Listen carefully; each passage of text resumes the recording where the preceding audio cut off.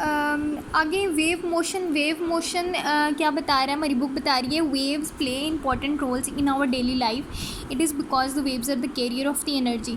हम अपनी अगर अपनी डेली लाइफ रूटीन में भी देखें तो हर चीज़ वेव की है। लाइट वेव है, हमारी साउंड वेव है, आप लोगों को ये वेव की तरह से एक दूसरे की आप लोग आवाज़ सुन सकते हो। तो बुक में भी उसने यही बताया हुआ है कि waves play an important role in our daily life. It is because waves are carrier of energy and information over the large distance।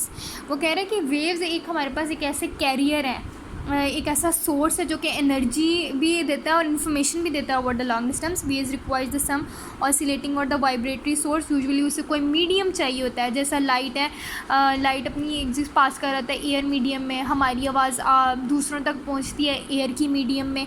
तो जो चीज़ हम लोगों को रिक्वायर होती है उसको हम लोग कहते हैं usually this is our medium. Here we demonstrate the production and the progression of different waves with the help of the vibratory motion of the. सबसे पहले उसने यहाँ पे एक्टिविटीज़ दी हुई है एंड फिर उसने उसकी डेफिनेशन दी हुई है। एक्टिविटी नंबर 1 में क्या कह रहा है, dip one end of a pencil into the tub of the water and move it up and down vertically. मतलब आप लोगों ने अपना वो पकड़ा है, पेन पकड़ा है, तो आप लोगों ने एक टब लिया है, उसके अंदर आप लोगों ने ऊपर नीचे करके आप लोगों ने उस पेंसिल को डिप करना शुरू किया। में the disturbance in the form of the ripples produces the water waves. तो ये जिस तरह ये गोल गोल चीज़ें आपको वाटर में लेयर्स वगैरह नज़र आ रही हैं, तो वो कह रहे हैं ये रिपल्स को प्रोड्यूस कर रहा है वाटर वेव में, which move from the source and wave reaches a small piece of the कॉक floating near the disturbance. It moves up and down about its original position. वो देखो यहाँ पे क्या कह रहा है कि जब वो यूँ अपने कॉक के पास पहुँचा जो हम लोगों ने इसके अंदर रखा था, तो यहाँ पर इसने पहुँचने के बाद इसने आगे से अपनी शेप चेंज करना शुरू कर दिया है। While the wave will travel outwards the net displacement of the Kock is zero, the Kock repeats it's vibrating motion about it's mean position. तो जब ये यहाँ से ये वेव्स निकलना शुरू हुई तो ये कॉक को जाके लगी।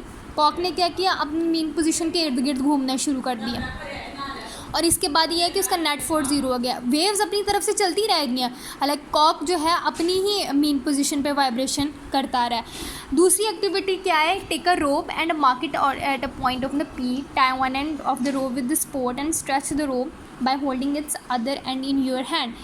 Now flipping the rope up and down regularly with set up a wave. ये तो आप लोग अपने घरों में भी करते हैं कि आप लोगों ने एक लिया है, एक स्ट्रिंग लिया, आप लोगों ने उसे एक फ्रिक्शनलेस सपोर्ट की तरह लगा दिया और उसे ऊपर नीचे करके आप लोग उसे हिला रहे हैं। The point P with rope start vibrating up and down as the wave passes crosses the motion of the P will be perpendicular to the direction of the motion.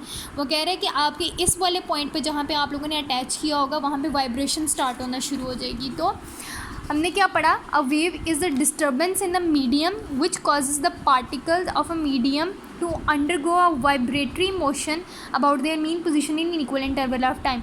जिस तरह हम कॉक ने अपनी मीन पोजीशन पर जो है show करना movement show करना शुरू की थी टू एंड फ्रो वाली, अपनी मीन पोजीशन पे ही वो आगे पीछे मूव करता रहा है। तो वो यही कह रहा है, a wave is a disturbance in the medium, किसी भी मीडियम में।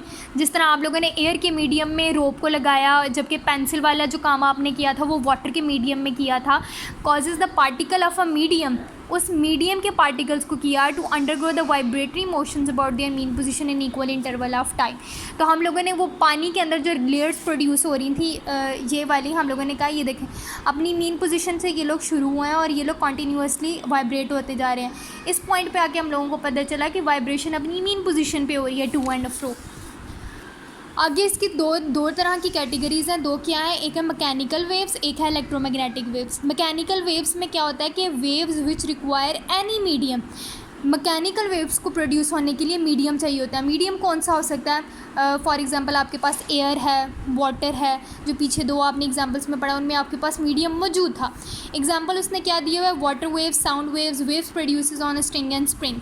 इलेक्ट्रोमैग्नेटिक वेव ऐसी वेव्स होती हैं जिनको रिक्वायर नहीं होता मीडियम का, वो किसी भी डायरेक्शन में मूव कर सकती हैं। लाइक टेलीविज़न है, वेव्स है, टेलीविज़न एक डायरेक्शन में मूव नहीं करती, टेलीविज़न तो 3 डायमेंशन में हम लोगों को दिखा रहा होता है।